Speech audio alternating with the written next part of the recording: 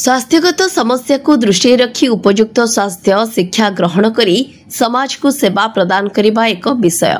स्वास्थ्य सेवा को गुरुत्व दे भद्रक जिले में आउ एक अनुष्ठान जोड़ी होईछि जहाकु नै आगामी भविष्य में अंचलवासी सेवा पाई परिबे। भद्रक निकटस्थ सामराईपुर ठारे नूतन करी Shriram school and college of nursing शुभारंभ हो जाइछि। भद्रक जिलापाल दिलीप राउतराय उद्घाटक भाव जोग देथिबा बेले आरक्षी अधीक्षक मनोज कुमार राउत, जिला मुख्य चिकित्साधिकारी सुधीर रंजन नायक उपस्थित रही युव उद्योगी प्रशांत माझी और सहधर्मिणी तथा अनुष्ठान परिचालना निर्देशिका सीतालता जेना को उत्साहित करथिले। खाली गोटे कथा कहिबी जे प्रशांत बाबू जतबळे फार्मासिस्ट हिसाब रे तंकर कैरियर आरंभ करथिले, तंकर गोटे लक्ष्य थिला गोटे एंटरप्रेन्योर हबा पई एवं निश्चित भाव में सी आज तांकर से लक्ष्य पूरण करिसेंती एवं से अनेक युवक मानक प्रति युवती मानक पई मध्य उदाहरण सृष्टि करिसेंती जे समाने समस्ते निजर जो एस्पिरेशन अच्छी से एस्पिरेशन को जदि विभिन्न घात प्रतिघात को समाने खातिर न करिवे तो निश्चित भाव में से एस्पिरेशन टा अचीवमेंट रे रूपांतरित हेबो। एवं मो ए अवसर रे पुणी आउ थरे सेमान दुई जन को शुभेच्छा ज्ञापन करुछि। श्रीमती जेना एवं श्री माझी तांकर ए प्रचेष्टा जारी रहू।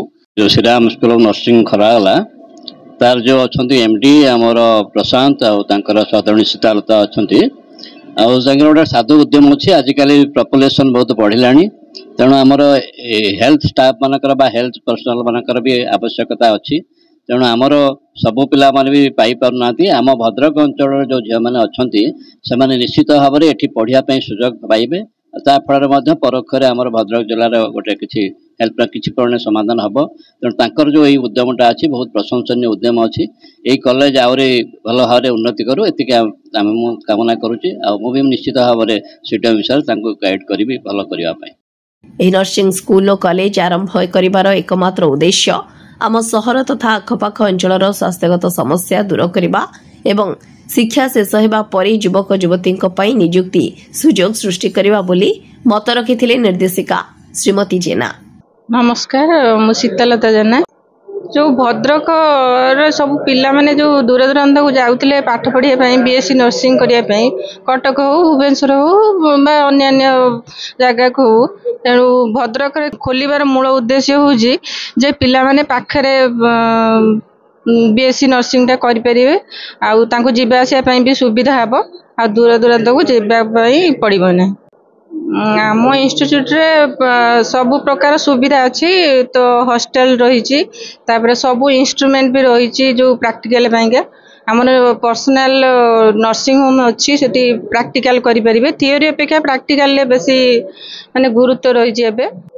तो बेसिकली तो आमर जो निजर गोटे नर्सिंग होम रही से माने प्रैक्टिकल करने सुविधा सुजोग माने मिल पार सेटा ही मूल लक्ष्य रही है। सुविधा जोगरु समस्ते आसिया पसंद करेंगे।